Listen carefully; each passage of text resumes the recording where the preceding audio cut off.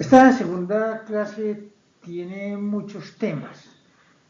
Miren que está prácticamente dividida en tres partes.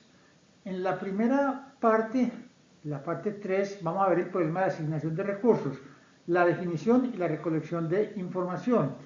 Y vamos a ver dos formas de plantear los problemas. La forma estándar, que es una forma relativamente subjetiva, lo que para unos autores es estándar, para otros no lo es.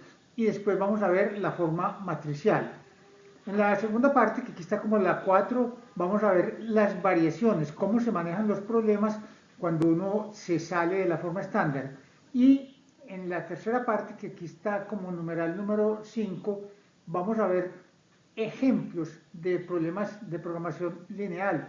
Vamos a ver las etapas de la formulación de modelos y 4 ejemplos, de los cuales ya habíamos hablado en la primera clase cuando vimos los casos de las multinacionales en Estados Unidos.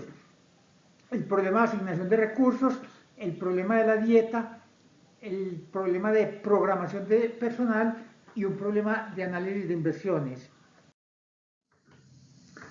Miremos ahora un tercer ejemplo que es el caso de programación de personal. Este es un caso parecido al que estudiamos en los 6 problemas que vimos en la primera clase de 6 multinacionales de Estados Unidos, que era el caso de United Airlines, que es una aerolínea que existe. Este es ficticio porque esta aerolínea es inventada, el problema aquí está de un tamaño mucho más pequeño que el de la vida real, pero la estructura es exactamente la misma. Recuerden que también les había dicho que este es el mismo problema que enfrenta un almacén de venta de esos que tiene departamentos, que tiene muchos cajeros generales. O sea, el problema que enfrentan, por ejemplo, el Éxito o cualquier almacén grande para saber qué turnos tiene que asignarle a los cajeros para que haya más cajeros en los momentos de más demanda de clientes. Entonces leamos el problema. Dice, Union Airways va a agregar vuelos desde y hacia su aeropuerto base y por lo tanto necesita contratar más agentes de servicio al cliente. Sin embargo, no está claro cuántos más debe contratar. La administración reconoce la necesidad de controlar el costo y al mismo tiempo brindar un nivel de atención satisfactorio. Se ha realizado un análisis del número mínimo de agentes de servicio que deben encontrarse de guardia en diferentes momentos del día para proporcionar un nivel satisfactorio de servicio. Todos los datos para plantear este problema aparecen en esta tabla. Miren entonces los datos del problema.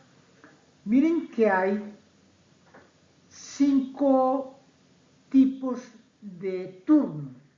Todos los turnos en este problema son de 8 horas consecutivas. No tendría que ser así. Puede haber turnos interrumpidos. Una persona que trabaje de 8 a 12 y de 2 a 6, que es un turno como muy estándar. No, aquí se trabajan todos los 5 turnos, sí, 8 horas seguidas. Todos son de 8 horas seguidas. Miren entonces que el turno 1, el turno tipo 1, entra a las 6 de la mañana y sale a las 2 de la tarde. El turno tipo 2 entra a las 8 de la mañana y sale a las 4 de la tarde. El turno tipo 3 entra a las 12 del día y sale a las 8 de la noche. El turno tipo 4 entra a las 4 de la tarde y sale a las 12 de la noche. Y el turno tipo 5 entra a las 10 de la noche y sale a las 6 de la mañana del día siguiente. O sea que todos trabajan 8 horas. Miren que las filas de esta matriz son periodos de 2 horas, entre 6 y 8 de la mañana, entre 8 y 10 de la mañana. Miren que casualmente el último periodo no es de 2 horas, sino que es de 6 horas, de 12 a 6 de la mañana. ¿Por qué ese periodo es de 6 horas? Porque sencillamente el requerimiento, el número de agentes que se necesitan entre 12 y 6 es el mismo en cualquiera de las 6 horas. Entonces, para uno no plantear 3 restricciones, sino que con una sola sale, es más sencillo. Pero también se podría poner de 12 a 2, 15 personas. mínimo 15 personas. De 2 a 4, mínimo 15 personas. Y de 4 a 6, mínimo 15 personas. Y plantearía uno 3 restricciones que serían la misma repetida 3 veces. Entonces uno dice, no, de 12 a 6, así este turno, este uso horario, así se llama eso, un uso horario, sea de 6 horas, sea distinto a los demás. No hay problema con eso. Entonces miren que son 5 tipos de turnos, todos de 8 horas. Ahí está la hora de comienzo y la hora de fin. ¿De dónde sale el número mínimo de agentes necesarios? Por ejemplo, ¿por qué entre 6 de la mañana y 8 de la mañana tiene que haber 48 personas atendiendo? Y entre 8 y 10 de la mañana ya debe haber 79 personas atendiendo. Miren que cuando yo digo 48 personas atendiendo, a mí no me importa, a la empresa no le importa a qué horas empezó, sino que entre 6 y 8 haya 48 personas, que entre 8 y 10 haya 79 personas. Miren que entre 8 y 10 hay dos turnos que están trabajando, el 1 y el 2, por eso tienen chulitos los dos. Miren que el 1 entra a las 6 y sale a las 2, o sea que está trabajando entre 8 y 10. Y el 2 entra a las 8 y sale a las 4, también están trabajando entre 8 y 10. Entonces, entre 8 y 10, para completar esos 79 agentes que están atendiendo, puede haber parte del tipo 1 y parte del tipo 2, que la suma de los dos de 79 para garantizar que haya 79 personas atendiendo. Pero no me importa si todos son del tipo 1 o todos son del tipo 2, o es una mezcla, una parte del tipo 1 y una parte del tipo 2. Eso es lo que tiene que resolver el problema, ver cuántas personas de turnos tipo 1, tipo 2, tipo 3, tipo 4, tipo 5 tiene que contratar la empresa para que en esos periodos horarios haya 44 personas sentadas, sea del turno que sean entre 6 y 8, haya 79 personas sentadas atendiendo, sea del turno que sean entre 8 y 10, y así sucesivamente. Por ejemplo, entre 6 y 8 de la tarde debe haber 82 personas sentadas, sea del turno que sean. Entonces miren que una cosa es la cantidad de personas que están atendiendo y otra cosa es qué turno, qué contrato es el que tienen. Miren que aparecen entonces los datos de esos requerimientos mínimos. Preguntaba yo, ¿de dónde sale ese requerimiento mínimo? Porque entre 6 y 8 se requieren 48 personas. Para responder esa pregunta se necesita un estudio de teoría de colas. La parte del curso de investigación de operaciones donde se ve teoría de colas se enseña a determinar cuántas personas deben estar atendiendo para que la espera, el tiempo de espera en la fila no exceda de un tope. Eso se determina por medio de teoría de colas. Como este problema no es de teoría de colas, tomamos eso como un dato dado. O sea, yo sé que entre 6 y 8 necesito 48. Yo sé que entre 8 y 10 debe haber 79 personas atendiendo. Se ve que entre 8 y 10 hay un número mucho más grande de gente que llega a comprar, a que les atiendan sus tiquetes. Entonces tomémoslo como un dato dado, pero ya saben que eso se determina por teoría de colas. Ya se hizo el estudio de teoría de colas que nos determinó esos números. Miren que adicionalmente hay una fila en la parte de abajo asociada con cada uno de los 5 turnos y es el salario diario. Una persona que hace el turno 1 se gana 170 pesos por día. Una persona que hace el turno 2 gana un poquito menos, 160 pesos por día. ¿Por qué? Porque es un turno más agradable. De entre 8 y 4 de la tarde, es más agradable. El de las 6 de la mañana le toca un madrugón muy duro, eso hay que pagarlo. Miren que por ejemplo el turno 5, que entra a las 10 de la noche y sale a las 6 de la mañana, pues es un turno muy bravo, es un turno que a nadie le gusta. Eso es vivir de noche en vez de vivir de día. Entonces por eso ese turno tiene un salario más alto, 195 pesos por día, 195 pesos por las 8 horas. No solo es porque sea bueno o maluco, sino que legalmente, por lo menos en Colombia, hay que pagar unos recargos nocturnos. El caso es que sea por lo que sea, por legalidad o porque se ofrezca un mejor salario para atraer gente que trabaje en eso, esos son los salarios de esos turnos. Una persona que hace el turno 1 se gana 170 pesos por día hasta el último. Una persona que hace el turno 5 se gana 195 pesos por día. Con todos esos datos de los usos horarios, de los 5 turnos, de los requerimientos en cada uno de los usos horarios de 2 horas y de 6 horas, y con los salarios diarios de cada una de las personas tipo 1, tipo 2, tipo 3, tipo 4 y tipo 5, la pregunta es, ¿cuántas personas tipo 1, tipo 2, tipo 3, tipo 4 y tipo 5 tengo yo que contratar para minimizar el costo de la nómina de la empresa y garantizar los mínimos que están en la última columna de esta diapositiva? En esta diapositiva está la descripción de algunas de las características que inclusive ya las habíamos mencionado. Leamos las características. Se ha acordado que cada agente trabaja un turno de 8 horas, 5 días a la semana en los turnos mostrados en la tabla anterior. Miren que los 5 días de la semana son iguales. Donde los días de la semana fueran distintos, que la cantidad de personas que se requieren los lunes fuera distinta a los del martes, el problema también se puede manejar. Es un poquito más complejo porque tendrían doble subíndice las variables. Más adelante vamos a ver cómo se manejan, pero en este caso todos los 5 días tienen el mismo comportamiento.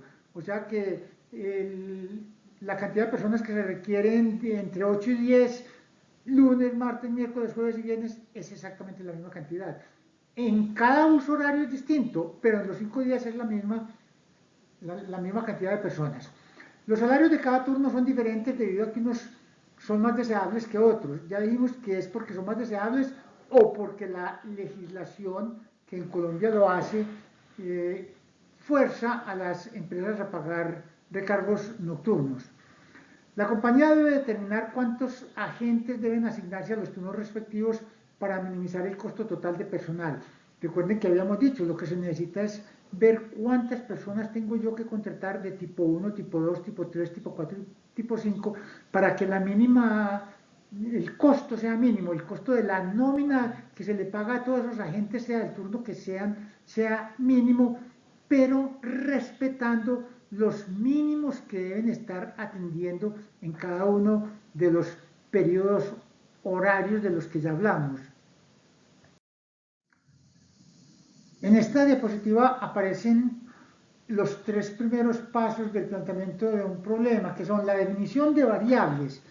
Miren que las variables son el número de agentes de cada tipo de turno, agentes tipo 1, tipo 2, tipo 3, tipo 4 y tipo 5. Esas variables las llamamos desde X1 hasta X5. Hasta X5. Recuerden que los turnos todos son de 8 horas consecutivas. Adicionalmente, el segundo paso es el coeficiente de costos, o sea, los C, que aquí son los salarios diarios de cada persona, de cada uno de los tipos de turno. Y con esos dos datos yo los multiplico y los sumo y obtengo la función objetivo, que es el costo de la nómina de un día estándar para la empresa, porque recuerden que los 5 días son iguales. Entonces, ¿cuál es el costo total de la nómina de un día para esta empresa? Pues miren la expresión que aparece ahí, 170x1.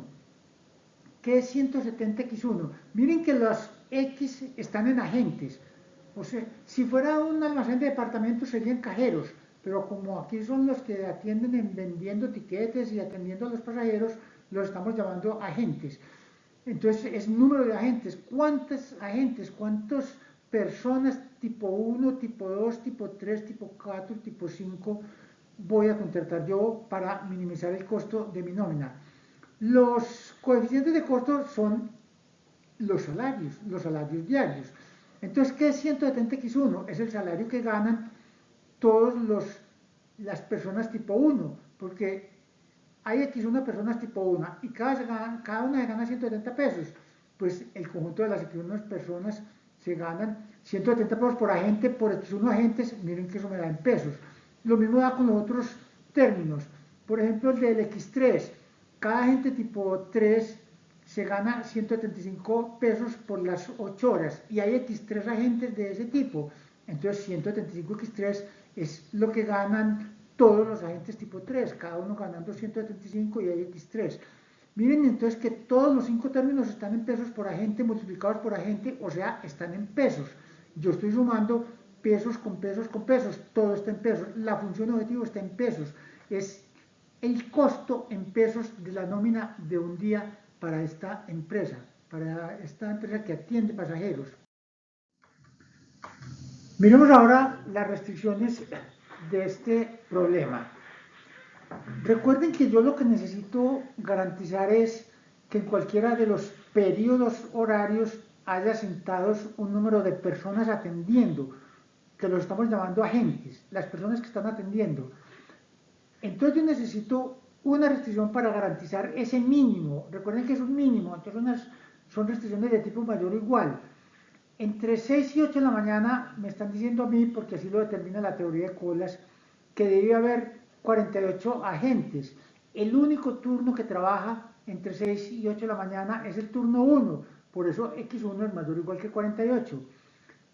El segundo periodo horario, el segundo uso horario, entre 8 y 10 de la mañana, requiere que haya mínimo 79 personas, o sea, 79 más, mayor o igual que 79, pero entre 8 y 10 de la mañana trabajan tanto las del turno 1, que trabajan de 6 a 2, o sea, están entre 8 y 10, como las del turno 2, que trabajan entre 8 y 4, también están entre 8 y 10. Miren que yo ahí lo que estoy exigiendo es que tanto las del 1 como las del 2, la suma de esas dos sea mayor o igual que 79, porque a mí no me importa de qué turnos sean, sino que entre 8 y 10 haya 79 personas atendiendo, sean todas del 1, todas del 2 o parte del 1 y parte del 2. El caso es que tiene que haber 79 agentes atendiendo. Miremos ahora la cuarta restricción, que esa tiene 3 turnos que la pueden atender. Ese es el periodo horario entre 12 y 2 de la tarde.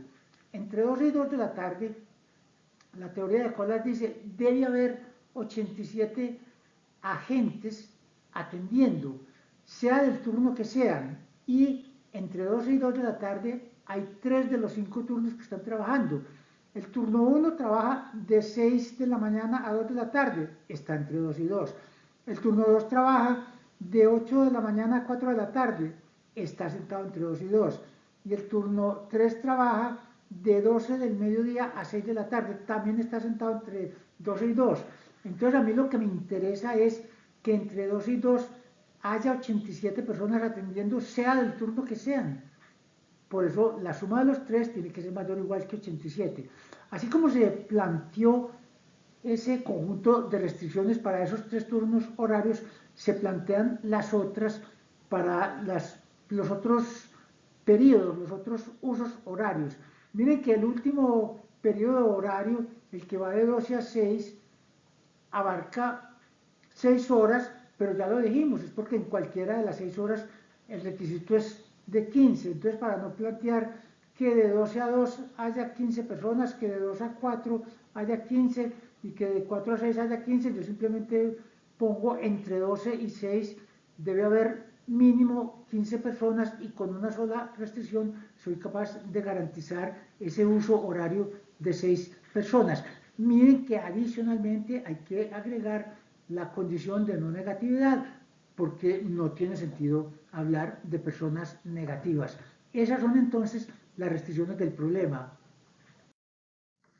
Miren ahora una observación muy curiosa de este problema, para que aprendamos también truquitos matemáticos.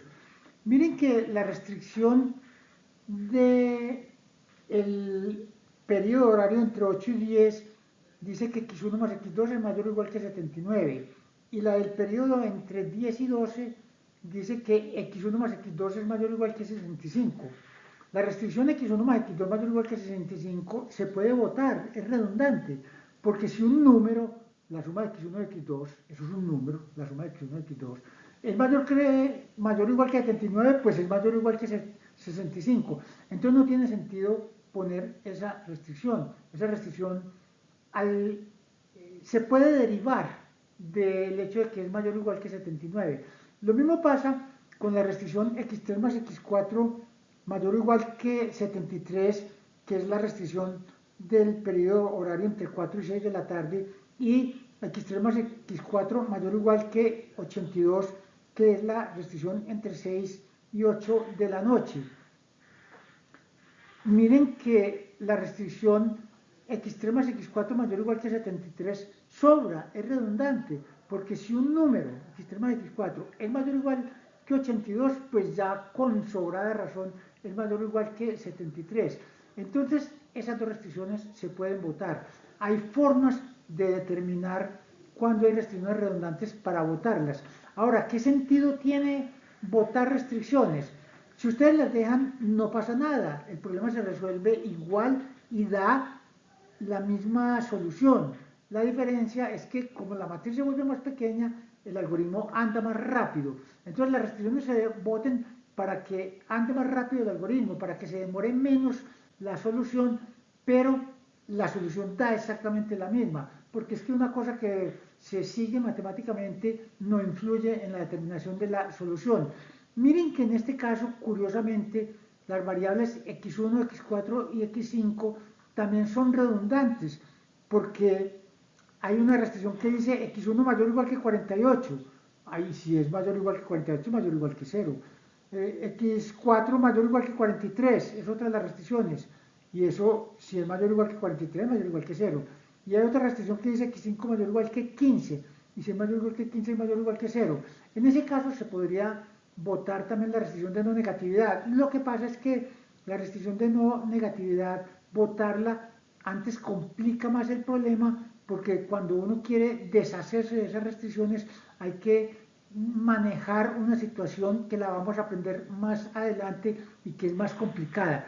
Pero las dos que acabamos de ver, las de x1 más x2 y las de x3 más x4, definitivamente sí es aconsejable, aunque no necesario, deshacerse de ellas, botarlas para darle velocidad al algoritmo en el momento de la solución. Después de analizada la consistencia dimensional, miren que había consistencia dimensional. En todas las restricciones, tanto el lado izquierdo como el lado derecho están expresados en agentes. El x1 son agentes, el 48 son agentes. El x1 y el x2 son agentes, el 79 son agentes. Todas las restricciones tienen el lado izquierdo y el lado derecho en agentes. Y la función objetivo, toda está en pesos, porque los coeficientes 170 son pesos por agente, al multiplicarlo por agentes me da en pesos. Los 5 términos están en pesos, entonces hay consistencia dimensional.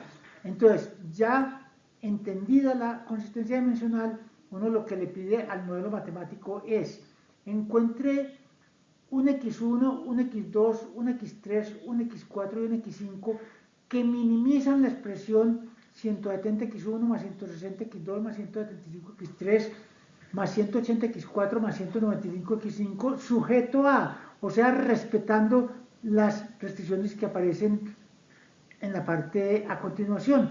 X1 mayor o igual que 48, X1 más X2 mayor o igual que 79.